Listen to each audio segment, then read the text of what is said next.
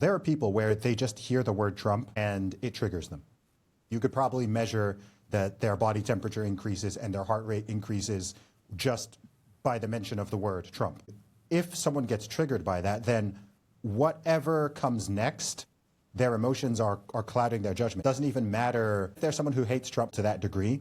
You could probably completely make up something that he claimed he did or said something that's completely crazy, and they won't bother to look it up. They won't bother to fact check it. They will just 100% be like, oh my gosh, that's crazy. I can't believe he did it. He's blah, blah, blah, right? Because it affirms what they already believe. That's Zuby, our guest on the show today. And this conversation will challenge everything you think about courage, conformity, and what it actually takes to speak the truth in a world that punishes it.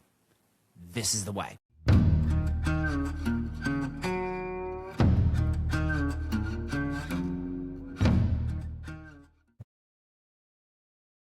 So you knew Scott Adams. Scott Adams just passed. I was an enormous Scott Adams fan. You know, pre him going political, during the way, during his time kind of starting to commentate in 2016 and really focus on the way he focused on more cultural and political topics, I thought was, you know, based in kind of real deep thought and reality. And he was just an interesting and original thinker. He seemingly stuck to his thought process. What was he like as a person, as a man, in the time that you got to spend with him, just being that he just passed? Yeah, sure thing, man. Well, first thing, rest in peace, Scott. I knew the day was coming. I thought it was going to come sometime this month, if I'm being honest, based on the things that he was saying and just from what I knew. But still, nonetheless, of course, you know, it's shocking in a way and it's sad. And no matter how much warning you get when someone passes, it's just sad. But, you know, in his case, man, he was like a champion all the way up until the end.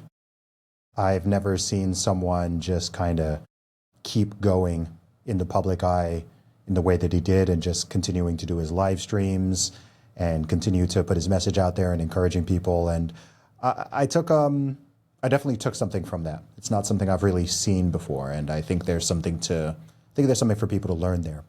But in terms of Scott's character, I mean, I've only met him in person twice. I've interviewed him 3 times. The first time was remote, like we're doing now.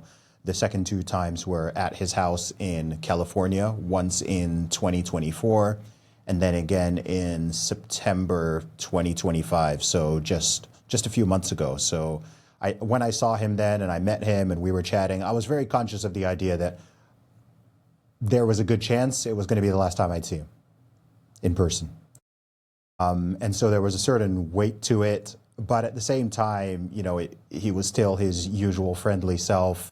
He was you know, with me, he's always been very kind and polite, very encouraging. I know he actually talks about me quite a lot on his live streams and likes to use me as an example of his sort of talent stack idea as someone who does multiple things and makes them work together. Obviously a great sense of humor. I mean, anyone who's followed his work at all over the decades would already know that. And yeah, man, he was a good guy. And I know that there are people who want to sort of tarnish his reputation due to that little rant he had. I don't know, was it 2023, I think, when he sort of made those comments that people were like, you know, hey, he's a racist, he's a Nazi, he's a white supremacist, he's all these kind of things, and, you know, just kind of take the punchline of it and completely strip it out of context. Now, are those statements that I would have personally said? No. Do I think he could have worded it better and explained things better? Sure.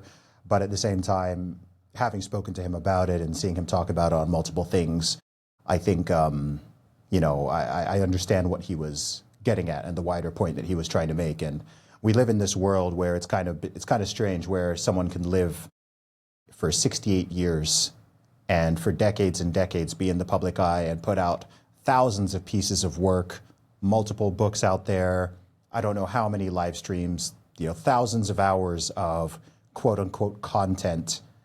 And there are people who want to take one thing that you've said in your entire lifetime, take the very, you know, suppose the worst thing that you've said in your entire life, and they want to kind of make that your legacy and use it as a reason to kind of to dismiss or to denigrate the man himself. And I think that's just lame.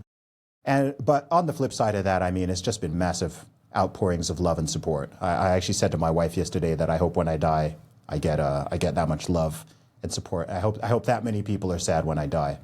You know, he impacted millions of people. I've known of Scott Adams literally since I was a child growing up in Saudi Arabia. I remember seeing all the different cartoons in the Arab News newspaper, it was called. And, you know, Dilbert was one of the ones that I'd regularly see. And, I just remember, I didn't think, decades later, this guy's going to be like any type of peer, or he's going to be someone who respects me like I respect him, or, I'm going to be sitting down having conversations with him and putting them out there to thousands of people across the internet. I never thought that would be. But, yeah, rest in peace to Scott. I hope that his confession of faith towards the end was true. That's between him and God. But yeah, that's what I have to say on that one, man. Yeah, I'm glad that you talked about the one moment in a lifetime of content and value. And, one of the things that I was so interested in having this discussion with you about is a couple different things. I mean, you seem very much like a polymath, like a Renaissance man yourself. Scott was also someone who played in multiple different dimensions with multiple different formats. And to me, there's seemingly, when I hear discourse, right, on it, that you see on X or any of the platforms, or any type of media, I look at the bifurcation in the world, and I hate looking at it as right and left or conservative and liberal. I don't. It can sometimes fall in those buckets, but those, in my opinion, aren't the actual buckets. Those are just categories or tags that can occasionally be put on the two different conversations. And I find myself gravitating to individuals like yourself, like Scott, like a James Altucher, like individuals who seemingly you can't guess their opinion on a topic, right? You can't just automatically assume, well, hey, X happened, Scott Adams is going to agree with that, or he's going to be in this path, or same with yourself, right? Like, seemingly you ingest the topic, you think through your set of morals, your set of personal filters, frameworks, etc., and then you take an opinion. And then we have other individuals on seemingly both sides of what we'll call, I guess, the aisle, who just face value, rip out all nuance, and however they can use that topic to play to their biased opinion, right? They'll present it. And to me, we need to highlight more individuals like yourself and your thought process. One, I guess, do you agree that seems to be more the bifurcation than just a straight kind of like right, left, conservative, liberal type thing? And two, how do we start to cultivate more of these voices who are seemingly deeper or more independent or original thinkers? Yeah, well, it's a difficult one, Ryan, because first of all, in the USA, which is the country that drives the majority of social media discourse, and it's the biggest English-speaking country. So, I mean, you guys only have two real, proper political parties. So the false binary is sort of forced upon this giant population of hundreds of millions of people. And then people are just so amped up and jacked up about politics in the US that you almost have to choose a side to some degree, right? This doesn't mean that you have to be a binary thinker, but even if you're someone who is a little bit more nuanced and there's only two parties that you can vote for. And even when it comes to things like the news media, in the US, I'm not aware of any mainstream or sort of traditional news channel that's even tries to genuinely be down the middle, right? There's right-wing Not news anymore, and for sure. Yeah, there's right-wing news and there's left-wing news. And that's where the money is, and that's where the votes are, and that's where the power and the influence lies. So kind of breaking this duopoly is difficult to do in people's brains when it's what is put upon people, and it's also really what's incentivized.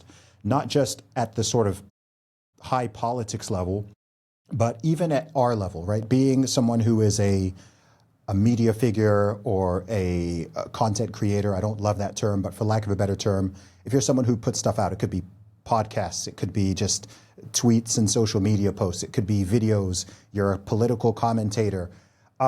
It's a lot more lucrative and a lot less painful, and also just cognitively a lot easier to just pick one side and just play completely on that side. You literally make more money faster. It's much more clear where you fit in and who can hire you or what podcasts you can go on and so on. And like there's a whole ecosystem for left-wing media and for right-wing media in the US and also in some other countries. So it's a lot easier to just play completely in one of those fields. Beyond that, it's also a lot easier to take criticism from the other side than from your own side, right? So if you're someone who's naturally more right-leaning, conservative-leaning, you know, you can deal with like the left wing and the woke and the progressive criticism all day long, whatever, right? But when people who are generally aligned with you and who typically agree with you or who are quote unquote on your same side, when they start criticizing you or they start ridiculing you or whatever, like it hurts more, right? You're getting hit from both sides at that point, right? It's not just like, okay, I'm here and I'm getting hit from one side. It's like I'm standing in the middle and like I'm just being buffeted back and forth by people on both because I'm trying to have a little bit of nuance, or maybe I'm not 100% this way and 100% opposed to this, or vice versa. Naturally, most people just want to avoid that.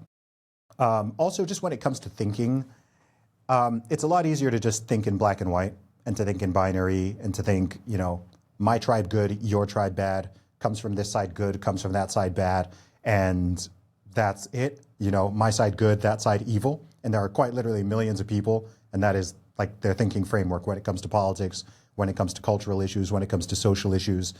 And then beyond all of this is already a problem. And then you slap social media and algorithms on top of it, and you see what gets rewarded, right? You see what gets response, you see what gets reaction, you see what gets clicks. And once people see that, they want more of it because, you know, I know you talk a lot about the status game, right? I listened to your TED Talk.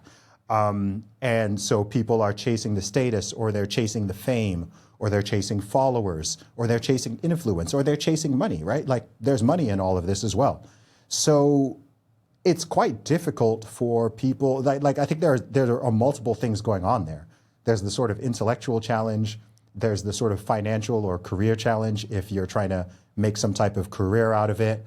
There's the fact of the sort of consequences of playing more down the middle. And there's the fact that, you know, it is kind of a binary, at least in the USA and many other countries. For example, I'm from the UK. And in the UK and most European countries, you typically have like at least 3 viable political parties. But in some places you have 4, you have 5. I mean, you might have hundreds that exist. But in the States, you know, there's just kind of this, almost like this winner's duopoly, winner takes all. There's this tribe and there's this tribe, and they don't overlap as much as they used to. And so it's just like, okay, pick one and let's go. And because of this binary thinking, last point I'll make here is if you don't march in lockstep with one or the other, you get accused of being in the other tribe, right? So I've been accused of being everything from I've literally been accused multiple times of being like far right, of being a white supremacist. Like as a black guy, I've been accused of that, of being, you know, all of this. And then I've also been accused of being like, oh, Zuby's going a bit woke, or like, Zuby, are you turning into a lefty or whatever, right? Because I express an opinion that is not like a straight down the line, sort of perfect Republican talking point. And suddenly it's like, oh, that sounds a little bit woke. And it's like, all right, so myself, who has been at the forefront of criticizing that whole ideology for almost a decade, all of a sudden I'm woke because I'm just saying something that's not like parroting another point. And, you know, a lot of people don't like thinking. My dad often says that most people don't think. And while that sounds quite disparaging, I think there's quite a bit of truth to it. Yeah. There's a couple there's a couple places I want to unpack that. I actually just had this happen the other day. So I am not a huge fan of Kathy Hochul, the governor of New York, for a bunch of reasons. But she has two policies that she just came out with in her 2026 agenda that I actually agree with. One is she wants to invest both in the nuclear power plants that we already have in the state, which we have a few, and then she wants to start bringing in potentially some new smaller Gen 4 reactors into the state as well, which I'm an enormous proponent of nuclear energy as our way of getting through the energy crisis, particularly in a state like New York, where they will not, for a bunch of reasons that are insane, start and extract any type of natural resources that we have in the state out. Okay. And she also wants to have kids from the first bell to the last bell have their phones in one of those bags that, you know, they can't send and receive messages during the day so that they can focus on school, right? And I don't know if that's a good idea or a bad idea. I've read enough to believe that I think it's a good idea, but I think it's worth the experiment to find out if it's a good idea. And if the only pushback is I can't text my kid in the middle of the day, seems like we should at least give it a try and let them try to focus for 8 hours on learning and engaging with each other. Well, what's funny is on X, because I normally am an opponent to what she says, you know, I posted and I was like, hey, these are two initiatives, as much as I'm not a fan, these are two initiatives I think are great for our state. And dude, you should have seen the people like, oh, you know, now you're a fan? What next you're going to be all about Mondami? And I'm like, whoa, like, you know, and I have you know, I don't even, to be honest with you, X isn't even like a priority to me. It's mostly just where I'm more of a voyeur. I just read it for the news and stuff, you know, like I'm not trying to grow an audience there. And I was just taken aback by like, and this is where I want to get to. You mentioned people don't think. I'm interested. I wonder how intelligent people actually are, the general population. And I don't mean that as a way to knock people. I mean, we know for a fact that everyone isn't born with the same IQ. And as I've gotten deeper in my own career and moved out of just simply talking about business and into some more nuanced ideas, I found that there's some people that I talk to in my life who just simply can't keep up. And I don't mean that as a knock on them. They're wonderful human beings, great people. But just like you try to get into like second or even, you know, God forbid, third level, you know, thinking and it actually came out of some discussions around Trump where someone had a big problem with a decision he made. And I said, look, I don't know exactly why. I can only look at what he's done. But if I'm thinking about how he's negotiating through tariffs to leverage tariffs, and they're like, he's changing tariffs. How is business ever going to get done? He's constantly, I'm like, he just got Japan to invest $600 billion in the United States by leveraging a tariff for 1 week. Like, you can't connect those two dots, that a little bit of pressure with a tariff produced $600 billion in investment in the States. Like, you're just tariff bad hate. Like, and then I started to think like, and this is where I'll wrap my long-winded question up here, is like, maybe this person just simply hasn't been trained or doesn't have the intelligence, or their brain just isn't structured in a way, in a non-linear way, to be able to connect these dots that don't just happen one at a time. How much of the issue is that people just can't follow along with hyper-nuanced discussions or multi-layered discussions? It's a good question. I haven't thought about it or expressed it this way before, but what immediately came to my mind as you were saying that is, I think there are at least three main things that are or could be going on there. So let me step through this. Let me think through this out loud. So the first, I think, is what you're saying, which is just intelligence, processing power, right? Some people just simply not being able to wrap their head around certain ideas, especially if they are more abstract, more multi-layered, more hypothetical. Not everyone can do that, right? I'm sure you've heard that thing of like, if you ask the question, you know, how would you feel if you didn't have breakfast this morning? Not everyone can process and answer that question because they're like, well, I had breakfast this morning. It's like, yeah, but if you didn't have breakfast this morning, how would you feel? It takes a certain level of processing power to answer something like that, right? Or when something has recursion. So there's just a level of, you could call it IQ, you could call it intelligence, processing power, whatever it is, and that's one point. The second one, which is a major one, especially when it comes to anything socio-political, is just the influence of emotion. So you have people who are, they could be of average or even of high intelligence, but they're so emotional that the emotions supersede their rationality and their logic and their thinking. So for example, there are people where they just hear the word Trump and it triggers them, right? They like literally, you could probably measure that their body temperature increases and their heart rate increases just by the mention of the word Trump, okay? And if someone gets triggered by that, then whatever comes next, their emotions are clouding their judgment. It doesn't even matter. Like you could probably make up, like if there's someone who hates Trump, for example, to that degree, you could probably just completely make up something that he claimed he did or said something that's completely crazy, and they won't bother to look it up. They won't bother to fact check it. They will just 100% be like, oh my gosh, that's crazy. I can't believe he did it. He's blah, blah, blah, right? Because it affirms what they already believe, and it makes them emotionally feel good to kind of go on that rant. The idea that they could agree with something that he did or that he could do something good or whatever, like that causes this cognitive dissonance. And so there's a part of it which is just people, I call it emotional incontinence, right? Some people are just, they don't know how to manage emotions. We see all sorts of variations of this. Some people just, they get angry extremely easily. They get outraged extremely easily.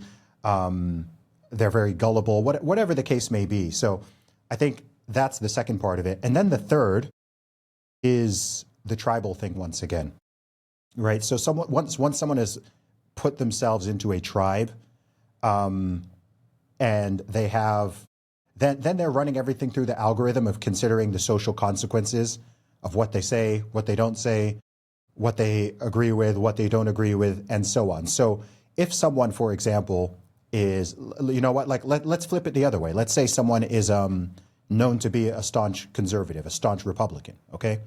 And they've been very critical of, the governor of your state, like you were saying, okay? And then she proposes something which actually genuinely is a good idea in that person's mind, and which they know that if they say out loud, hey, I think this is a good idea, or you know what, actually I agree with this policy or whatever, they know they're going to deal with what you already told me that you dealt with, right? And most people generally don't like conflict.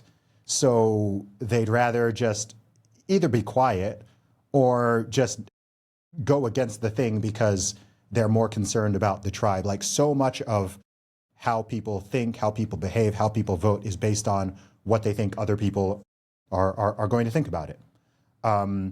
So like we already know this. You see it in every dimension of life. So I think that, I'm sure there are other factors, but I think those three are very significant. So I think number one is, just the intelligence thing, as you mentioned. Number two, you've just got the emotionality.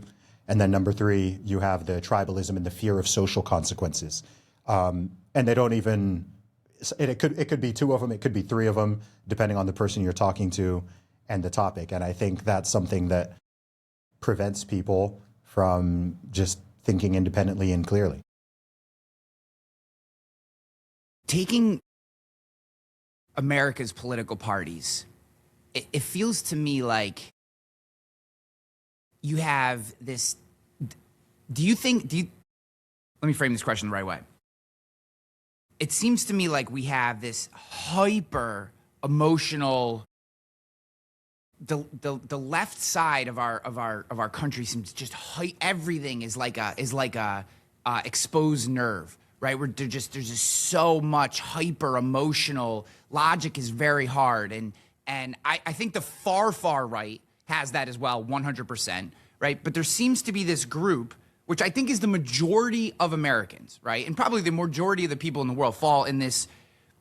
They probably balance emotion with logic fairly well, right? But they've slowly, it's seemingly been pushed Like, and I've seen this in my own state. New York tends to be a liberal state. Most people here are Democrats because if you want to do business in this state, you kind of have to be a Democrat unless you're willing to cut those people out. So I actually know a ton of conservatives who are registered Democrats who simply because if they register as Republicans, they get kicked out of the fun clubs, right? And it's just the way it is.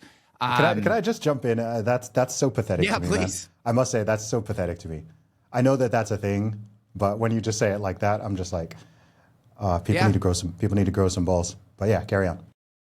I agree. I agree. And this is where I was going with that question. So I was at my home industry that I've kind of grown up in is the insurance industry, which is, by the way, every little boy's dream. When I was 6, I was like, you know what I want to be when I grow up? An insurance agent. I want to sell insurance for a living and have, I'll be a conservative in New York and sell insurance, so everybody will hate me.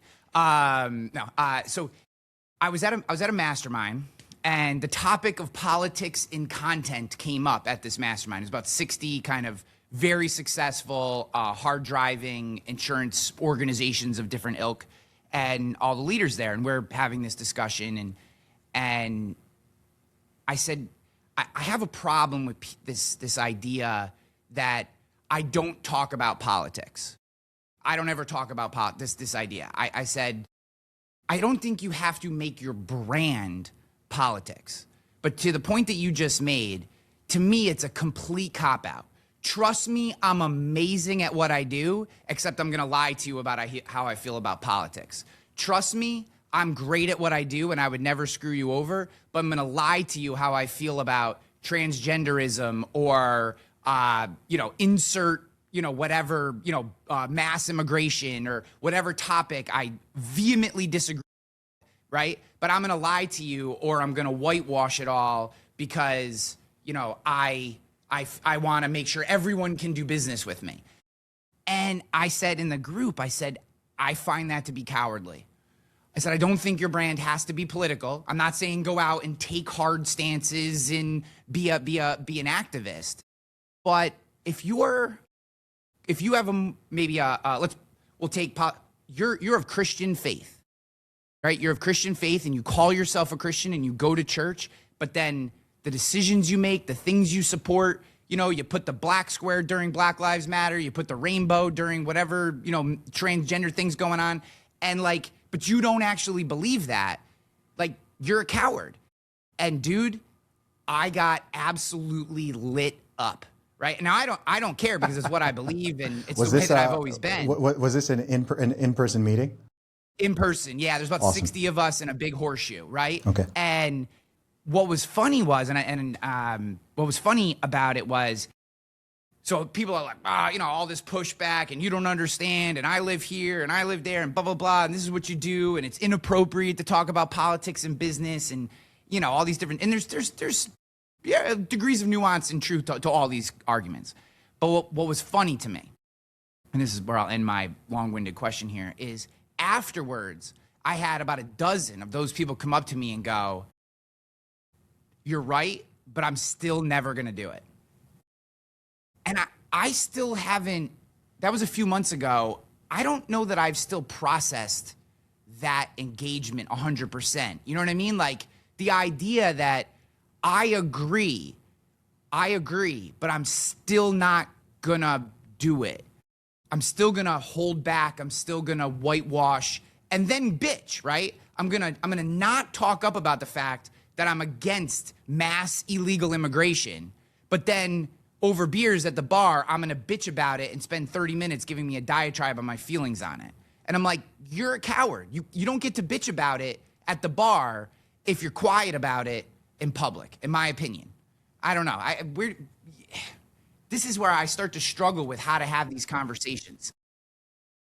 Well, welcome to the party, man. I mean, gosh, if I could tell you how many, especially over the last 7 years, if I could tell you how many DMs and messages and people I've had come up to me in public in different countries and express these type of things and, oh man, I wish I could do what you're doing, or I agree with you, but especially during COVID, good grief, it was probably at the peak then.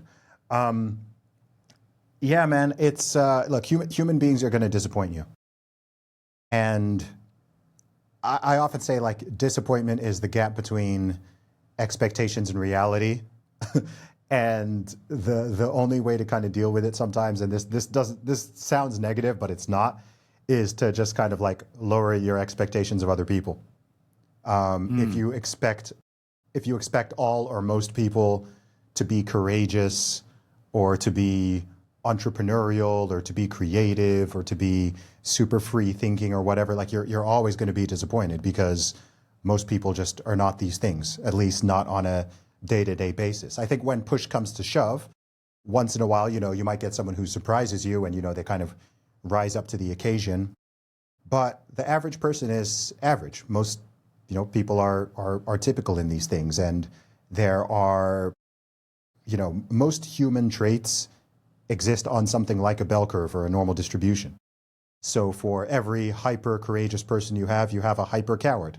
And most people are somewhere in the middle. And I wouldn't say the middle is particularly brave and courageous, right? There's a reason why we celebrate heroes, why we celebrate courage, because it's rare, right? If it were just, everyone is super courageous, everyone is brave, then it's nothing to praise or celebrate, right? Why are we like, that person is a genius, that person is like outstanding, because they're an outlier. So I've learned to just not have necessarily sort of high expectations of the sort of general population in these things. Like if I already believe that, and then like the years from 2020 to 2022 just made it like even more clear and apparent with all the goofiness of the scamdemic and people's behavior during that. And so you just have to act accordingly. If you are one of those people who is in that kind of minority, which I guess you are, which I must be, then you just act accordingly. You surround yourself with other people who are close to you who maybe have that in them, and just generally interacting. Like I said, you don't have those expectations, and so therefore when people say those type of things or when they behave that kind of way, you're not kind of like shocked by it in a way that you need to spend a long time processing it. You're just like, that's just how people are. I wish it were different. There's many, many things I wish I could change about humanity and change about the world in general. But I think one of the reasons why I'm like a very sort of peaceful and content person is just because I'm very realistic with all that. So I don't get so like, I actually had a conversation with someone yesterday, and he was telling me that he's like, gosh, like, he's like, I rarely see you comment on like all of like the conflicts that are going on in the world and like all the, foreign wars and all this type of stuff. And I'm just like, what will I add to those conversations? You see, like I have a limited time, I have limited attention and limited energy, and I have messages I'm trying to get out to people and ways I'm trying to help people the best way that I can. And yeah, I can spend a ton of time getting like outraged on all these things and doing my online activism and putting up the hashtags and this and this. And as you know, lots of people get a lot of juice from that. But for me personally, I'm just like, that doesn't move the needle in any way. It's not necessarily good for me or my audience. It might just polarize people even further. And ultimately, it's not going to help things that are actually on the ground. When there's a time and a place where I can use my voice and my platform to like offer some sort of unique insight or encourage people to help in a very specific way, then I'm willing to do that when I can. But Ryan, everyone just has their, I guess what I mean to say is like everyone just has their way of operating in the world. For some people, that is the rule of, I just never talk about religion or politics. They don't talk about it with their family, with their friends, at the workplace, whatever. And that's not an entirely wrong strategy, shall we say, right? There can be times actually where maybe that's the smart thing to do, because we know that the complete opposite also isn't the correct position to be in, right?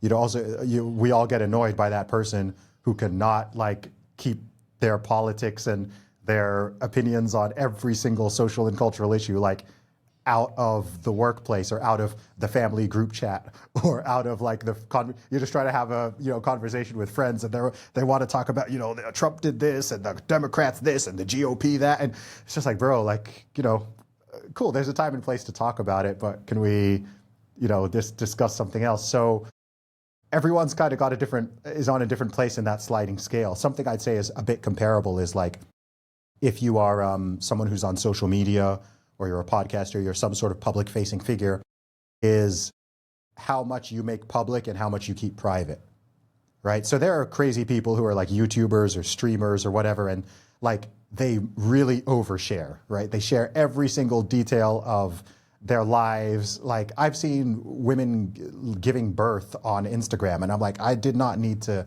like that's oversharing, right? That's too much, right? Nobody needs to see that. Some of us have to see it. No one needs to see it. Yeah, it's a little too much, right? Or sharing everything about their children and constantly sharing photos and videos of not just them, but their kids. And like, I did this, like every meal that they eat, and they're posting it. And I'm like, okay, this is too much.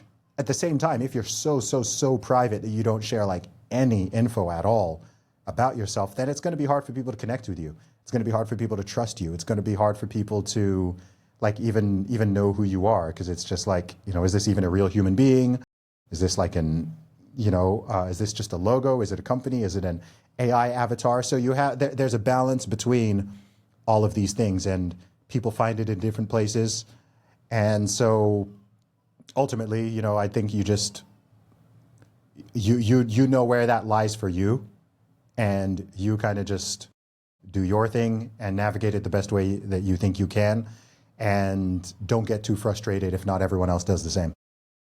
Yeah, I agree. I mean, what's funny is after that Mastermind incident that we talked about, I went back and I read a few chapters of the 48 Laws of Power by Robert Greene. That's one of, guys, if you're listening to this and you have not read, or at least, what are those services called? Headway, or one of those services that breaks the book down. I mean, I don't necessarily always recommend those, but 48 Laws of Power, to me, was such an eye-opener. I got there through The Prince from Machiavelli, and then that kind of got me going on these power structures. And then I read 48 Laws of Power. And,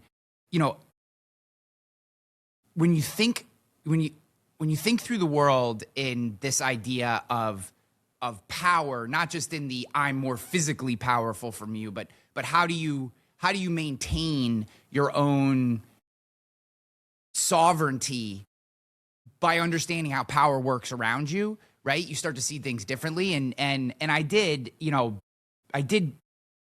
change not change my mind, but I feel like I have a little more grace for people who had that opinion of I'm gonna bitch in the bar for a half hour and make a big stink about my opinions, but not say it in public, because when I really started to think about it a little bit, I still don't know if I have my head fully wrapped around it, but I could see the argument of, if I take any kind of stance or even infer a political or religious opinion, let's say, in my public business life, I could be putting my salary in jeopardy. I could be putting my business in jeopardy, and I have children and a family I have to take care of, and on it goes. I think you're denying, to a certain extent, your responsibility to I don't want to necessarily say you're responsible. I think to a certain extent we have a responsibility to be true to who we are in the eyes of God. And I think as long as we have a good relationship with that, that's your perspective. However, right, if good people are quiet, then the only people we hear are the bad, the negative, right? And so to me, having a political or religious or public opinion, it doesn't have to be you're wrong, Zuby, and I'm right. But it can just be, this is the way I feel and why I feel this way, and how I operate my day to day. And I do think that to a certain extent we have a responsibility to not allow bad ideas to spread. And I think that used to be an American value. I don't think it is anymore. And I think cancel culture, I think a lot of people are still shell-shocked from cancel culture, even though I don't know that necessarily exists anymore. But I try to encourage people through this show and through the work that I do to you don't have to be an outspoken political commentator. That's not what I'm trying to say. I'm trying to say just be honest and true to what your value structure is. And maybe it's that they're not sure what their value structure is. And maybe it's a little bit of insecurity to that opinion, right? Maybe that's what it is. I don't know, but I know I feel a responsibility to be upfront with who I am. And the worst thing that I found that's come from it is people self-select out of my life. Sure. That's the worst thing that's happened to me. Maybe a few negative comments, and whatever. By the way, but for the most part, that's generally a good thing. Yeah. So I wouldn't even say it's a negative. It might feel like it in the short term, but I think long term, it's, if people cannot. Yeah, I agree. If people leave your life because they don't genuinely like who you are, or they are so intolerant that they can't handle that sort of difference of opinion or perspective, then you got to let those people go. Yeah, I totally hear what you're saying, and I share a lot of that perspective, which is why, like, anyone knows, I mean, I'm not shy about my views and perspectives, and I haven't been for a long time. Had I been, in fact, I wouldn't have the audience that I do, because people like to hear what I have to say on things. Something else I was going to say is, like, as you were speaking, I was just thinking, it's also, tact is a thing, picking your battles is a thing, and there are also different degrees of it all, right? Like there are different degrees. Some things are more egregious than others, okay? So there are always things where it's like, just like in any sort of relationship, right? Like there are certain things you can let slide, and it's not worth, like, sure, you might feel a certain way, you might not really like that, but is it really worth, like, going through this whole process of debate and conflict resolution for this thing? No, but there are other things that it's like, okay, no, right? Like we have to deal with this right now, right? This could be with your spouse, it could be with your children, it could be with a friend, it could be with a work colleague, so on. So I agree on that front, and I'll tell you one thing that where like I very strongly agree is what to me definitely shows cowardice is when people counter signal their actual values. Okay, so like if you're a Christian, if you're saying, oh, I'm a Bible believing Christian or whatever, and then June comes and you're putting up rainbow flags on you, right? Like, no. Like what are you doing, right? It doesn't mean that, oh, your neighbor puts up a rainbow flag and you go and like tear it down, or like, or some company puts it and you have to go on some like giant rant on YouTube or X or whatever, like about how, I might just look and be like, yeah, that's stupid. Like, I think that's dumb. It's virtue signaling, whatever. And you kind of just get on with your life. You know what I mean? But then there are some things where it's like, okay, wait, no, this is crossing a line. I need to, you want to put freaking 10-year-olds on cross-sex hormones, or you want to, right? Like, no. Like, you got to speak up, right? Like, this is not something that there are certain things where it's like, all right, you just don't cross certain lines. And I think that's how most people, I would like to think that's kind of how most people filter. Because I see some people where it's like, it kind of gets tiring because they're just like outraged all the time, and they're picking every fight and and I'm just like, dude, like, you don't need to react. You don't need to react to everything. There's a lot of stupid stuff in the world. There's a lot of bad opinions. You could spend all day just like reacting to stupid TikTok videos or Instagram reels or whatever. Yeah, go ahead. I had a buddy lose his mind over, he's a big entrepreneur, just outspoken individualist, and he AOC calling Elon an idiot, right? And I said, Bud, anybody who listens to AOC make an argument that Elon Musk is an idiot, they are losing the universe's, that's the universe's idiot test. Like the universe puts these arguments out there and goes, if you believe this, I now know you're a moron. Because like, that's not worth fighting. I go, dude, that's not worth fighting. I go, anybody who would honestly believe that Elon Musk is an idiot because AOC made an argument against him, like, that person, like, you don't want that person in your life anyways. I was like, come on, man. Like, that's not a battle worth fighting. And he's like, she doesn't understand what it takes. I go, yeah, she's also lying. She's a performative artist. Like, come on, man. Like, there's no rational, human being with an IQ over 50 who could think that this guy's an idiot. You may not agree with him, but to think that he's stupid or an idiot, like, come on, man. Like, what are you doing? And that was like one of those arguments that I was like, Bud, that one's not worth fighting. It's not worth going down that path. But we get caught in these traps, and it's very interesting. One that got me, and is really, I probably am not going to give up, is when Mondami came out and said we're throwing off the frigidity of rugged individualism for the warmth of collectivism. I outside of my Christian beliefs, I don't know that there is a belief I more strongly push against than the idea of collectivism in a public manner, right? I mean, obviously, I shouldn't say obviously, but there's the argument of like every family is socialist. There is a collectivism to your pocket of humans, to your family. But as soon as you start expanding to community, to state, to region, to country, et cetera, that goes away. It has to go away. And it's been the defining characteristic of every hard-charging, growing civilization in history. Yet here we are back to, we're all the same as long as I get to decide. That's the part that I don't understand with this, is like, we're all for collectivism and socialism and everyone's equal, everyone gets the same, but everybody also wants to be the person that decides how much we get, what we get, when we get it. And I'm like, you don't get to do that. You only get to have that belief if you are giving the power to someone else, right? If you don't get to decide. You can have that belief if you don't get to decide, but you can't go, vote for me, I'll make sure everything's equal. Trust me, I'm the one, right? Like, I can't even wrap my head around that idea. And that one got me, though. That one got me good, and that's got my hooks in me, because I can't let that go. I so strongly disagree with that mentality. Yeah, man.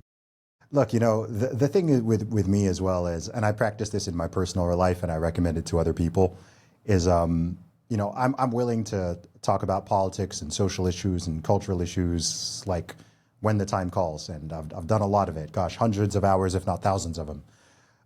But ultimately, if I'm being totally real with you, I'm a general believer that they're the only two forms of voting that are really effective are with your wallet and with your feet.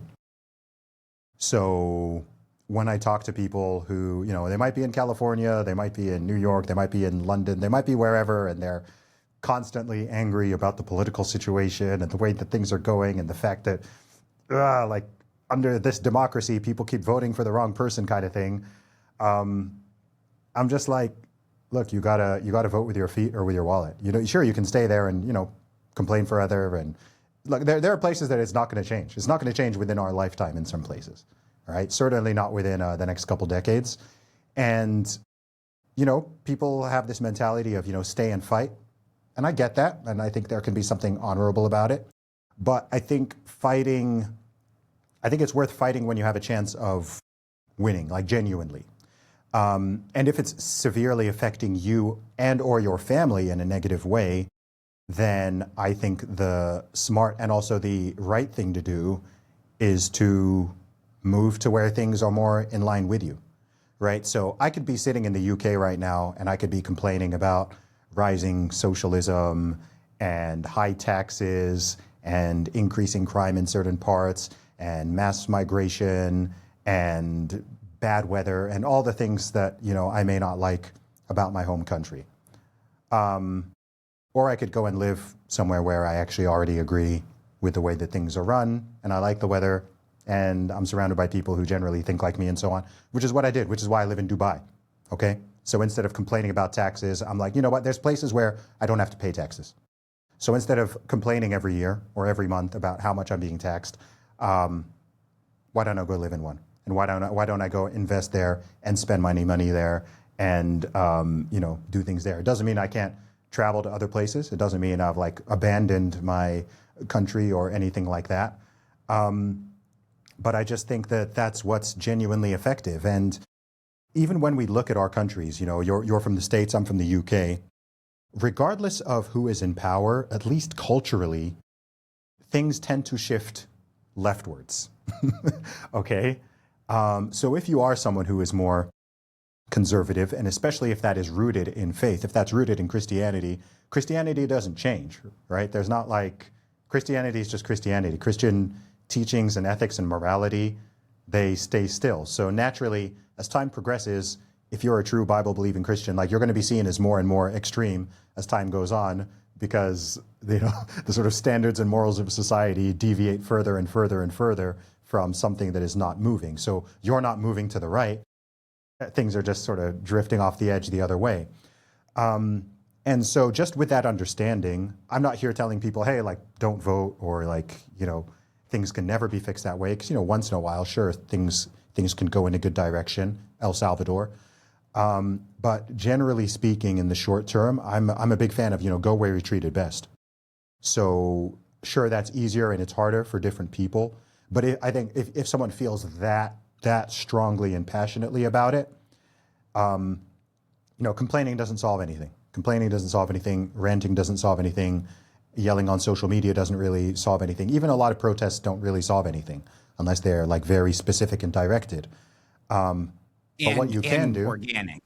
Yeah, but if you do want to send a message, you can, especially as an entrepreneur, especially as a business owner, especially as a, someone with a family man or whatever. I'm like, if the math makes sense for you, and I can't speak to everyone's personal situations and their family dynamics and all of that. Like, that's all for them to work out. My point is just like, if it is that bad for someone, then I'm just like, why don't you just put yourself in a better place? There are already millions, if not billions, of people around the world who actually agree with all the things you're saying and are aligned with your beliefs. And there are places, like in the US is an interesting example because obviously with federalism, you have 50 different states, and then even within them, you have all the different counties and cities. Like, you can find, even without leaving the country, you can find a place where people are generally, aligned with you, and you're not going to sound like a crazy person for sort of saying the thing. And this is true of everyone. Like, if you're someone who's all on board with like, LGBTQ, XYZ, weed should be, drugs should be all legal, criminals, thefts under $900 should not be penalized. You can arrest someone 10 times and they should keep letting them out, like soft on crime, defund them. If that's your view, like there's places in the US you can move right now where they're fully aligned with that, right? But if you're like a staunch Bible-believing, hardcore conservative, gun-toting patriot type who want, like, there are also places where you can go and you can be surrounded by people who are also like that. And you're not going to have this sort of constant battle against your neighbors and against like the state and against the government. And they're not going to be like trying to trans your kids in the schools or whatever garbage you're trying to get away from. So that's one of my thoughts as well. That's generally one of my beliefs. Unfortunately, in the UK, it's a much smaller place and it's a lot more sort of top down. And there's no like Texas or Florida or Montana of the United Kingdom. So, if the ship goes down and you're not on board with it, you kind of have to just leave the country. And I know a lot of people who have done that. I know a lot of people from Canada and many other places who have also done the same. A lot of them are coming to Dubai, by the way, which is kind of interesting.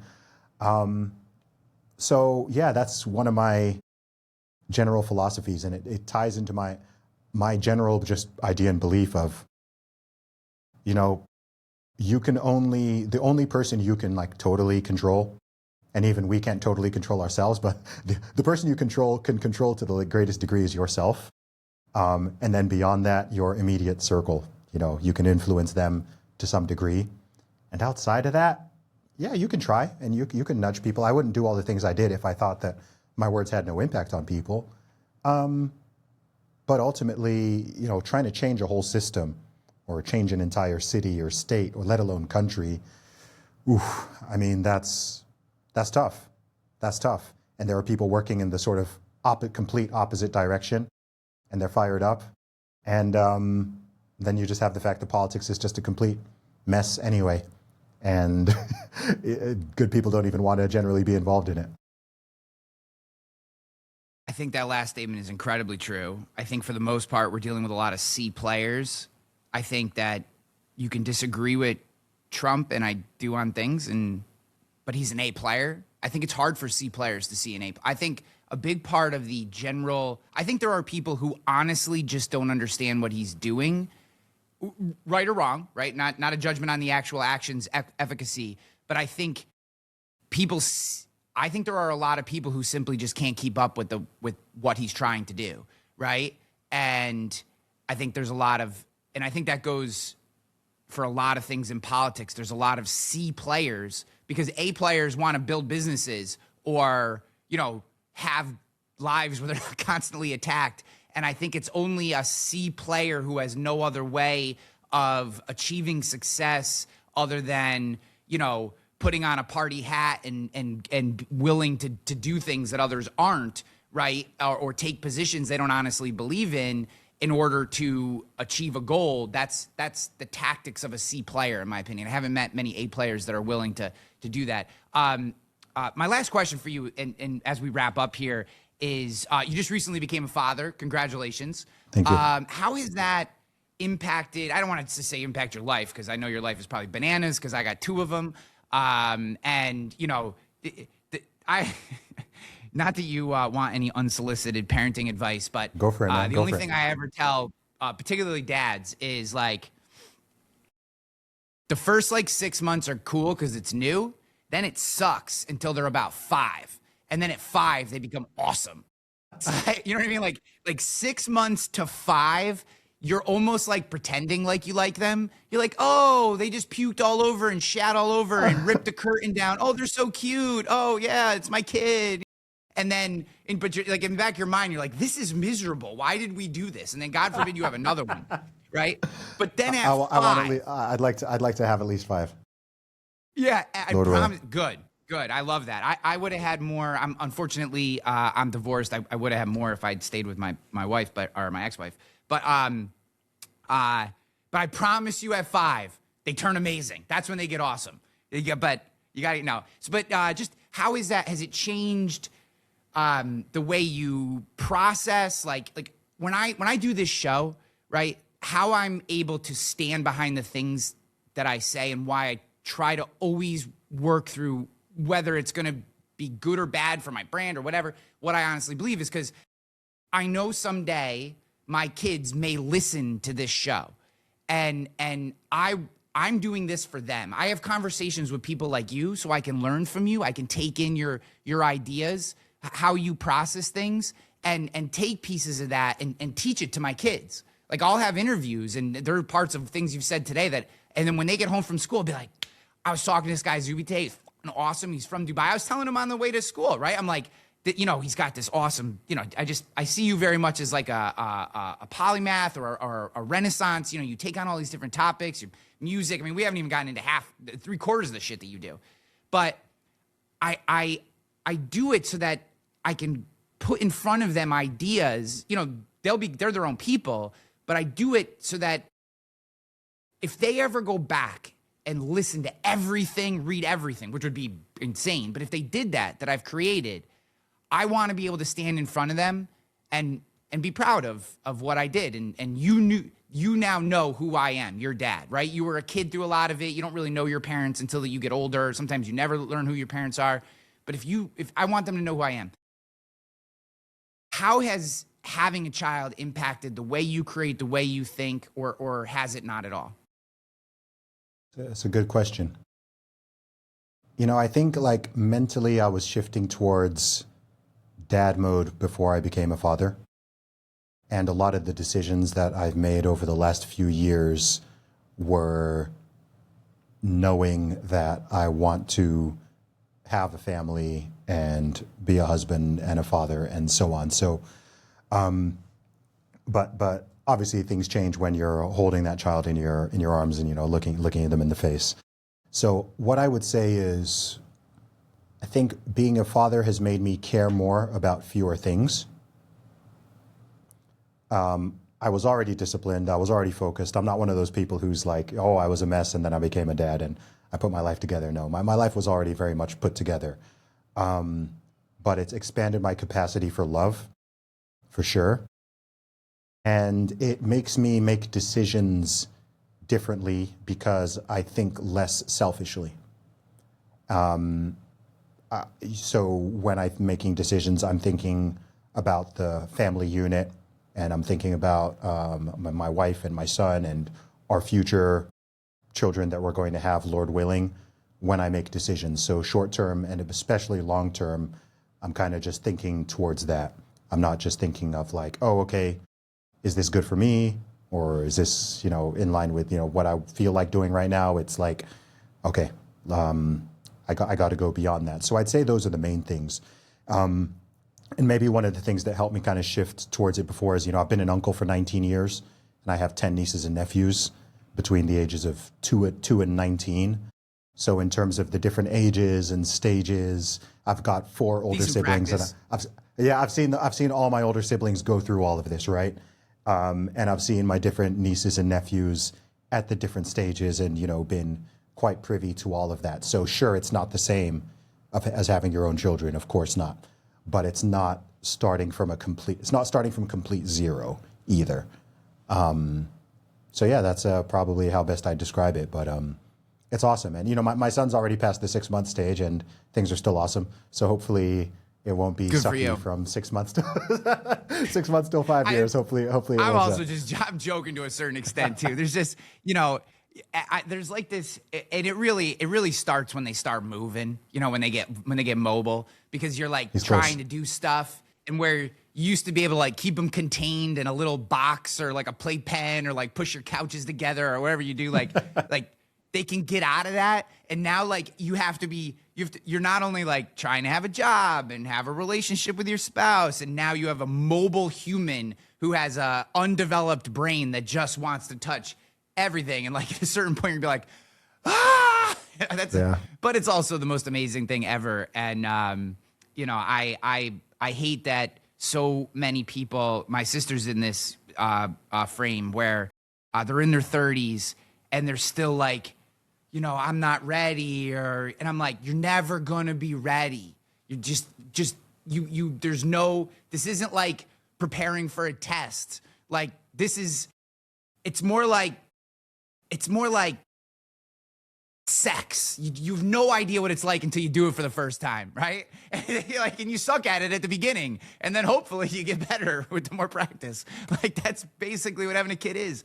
And I just find it to be the most amazing thing. And I'm glad that it's been such a wonderful experience for you. I'm sure just, there's limited time we spent together here today, and being someone who's followed along with your journey for a while.